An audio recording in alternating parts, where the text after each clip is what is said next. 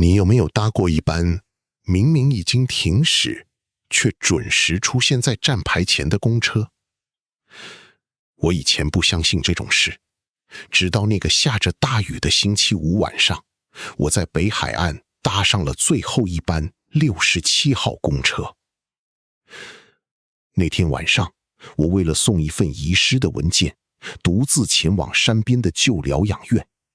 工作结束时已经接近午夜，手机只剩下3%的电，叫车软体也完全没有信号。山路上没有路灯，雨水从外套袖口一路流进手腕。我在一个生锈的站牌下等车，站牌上贴着一张褪色的时刻表，最后一班车是晚上11点40分。我的手表显示12点07分。就在我准备沿着山路走下去的时候，远处传来引擎声。一辆老旧的公车穿过雨幕，车头显示着67海滨终点。车门打开，司机没有看我，只说了一句：“上车，还有一个位置。”我上车后才发现，整辆车只有4名乘客，他们全都坐在右侧，低着头，身上湿得像刚从海里爬出来。最前面的座位贴着一张纸条：“不要在第3站下车。”我坐到最后一排，公车缓缓驶入山路，雨刷在挡风玻璃上来回摆动，却怎么也擦不干净玻璃上的水雾。司机的后照镜里没有眼睛，只有一片灰白色的雾。车内很安静，没有广播，没有报站声，只有引擎沉重的震动。过了几分钟，一个坐在我前面的老太太忽然转过头，她问：“你要去哪一站？”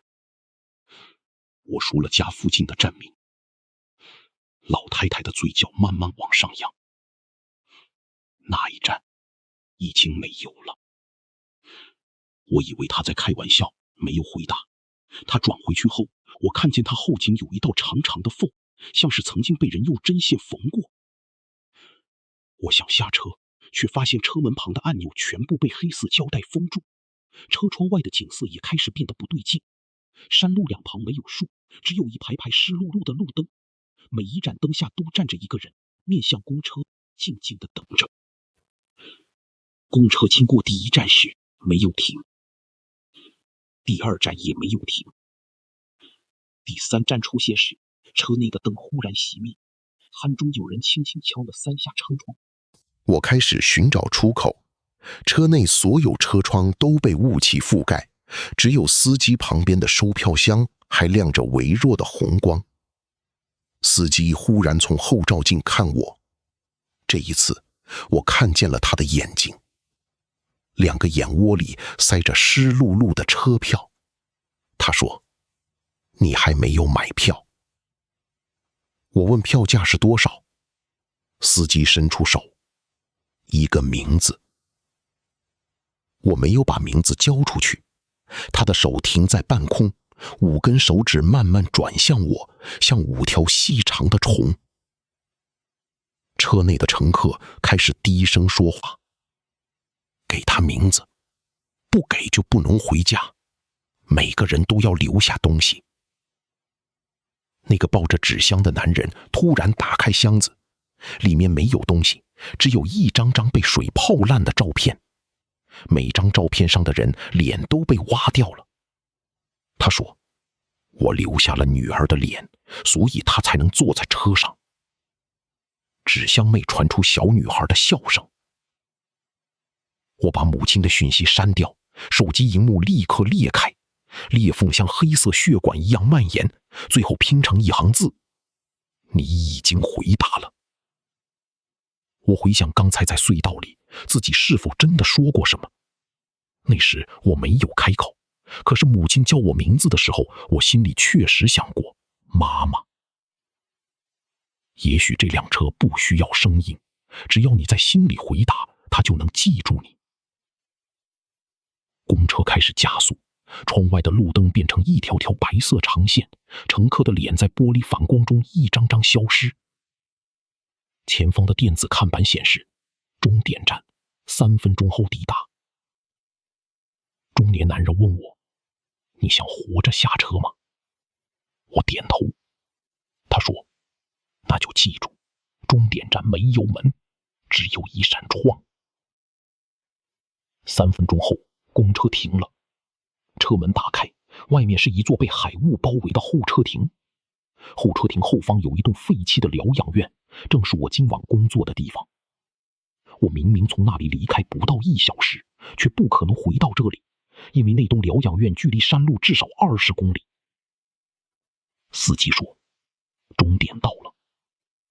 ”4名乘客同时站起来朝车门走去，老太太、穿西装的男人、戴耳机的学生以及抱纸箱的男人一个接一个消失在海雾里。中年男人没有下车，他指着公车最后一排的车窗，那扇窗上不知何时出现一张张人脸，所有人都贴着玻璃张嘴求救。那些脸里有我的同事，有邻居，还有早就死去的母亲。最后玻璃上出现我的脸，他对我说：“下车吧，外面才是家。”中年男人说：“那是车里的人想出去。”我终于明白，这班车载的不是亡魂，而是每一个曾经在某个夜晚想回家的人。只要他们在终点看见熟悉的人，就会下车，下车之后就会变成下一班车窗上的脸。司机再次叫我交出名字，我没有回答。我撕下最前面座位上的纸条，把背面朝向司机。纸条背后写着一个名字：陈国安。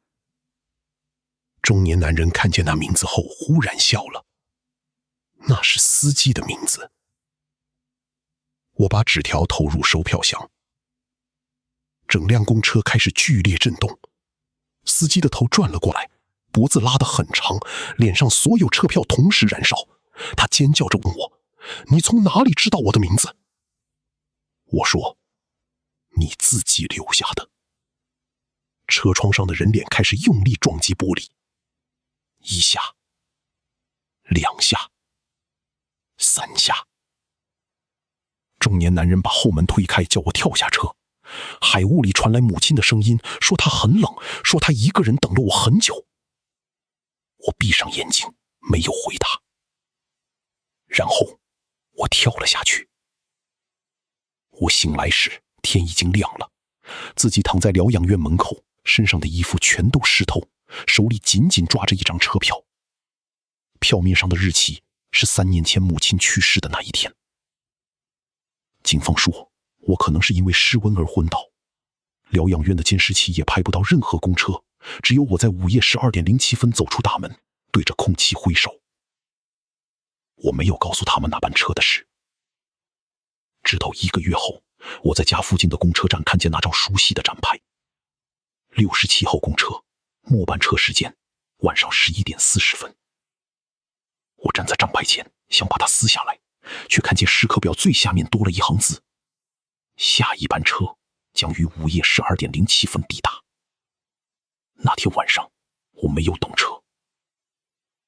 可是凌晨12点07分，家门外传来公车刹车的声音，接着是3下敲门声，叩叩叩。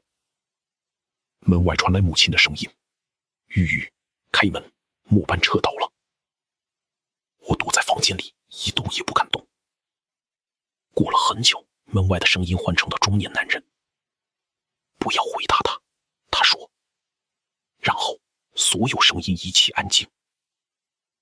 我以为他们离开了，直到手机荧幕自己亮起，那部已经裂开的手机收到一张照片。